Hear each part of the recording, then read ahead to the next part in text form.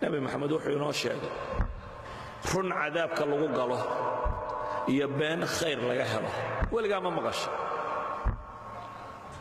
run cadaabka lagu galaa jirta runta cadaabka lagu gala waxa weeyaan qof baa war cid kale ka sheegay oluu wax ka sheegay anna waan maqal warkii baan qaado ninkii laga sheegayaanu sheegay waar hebel ninkaasi reer hebel buu xamanayo caynkaas buu lahaa ama hebel waanuu ku xamanayo maalin dhaweydun baan la soo fadhiisto waxaasuu sheegaya run baan sheegayaa ninkani waxan wuu sheegay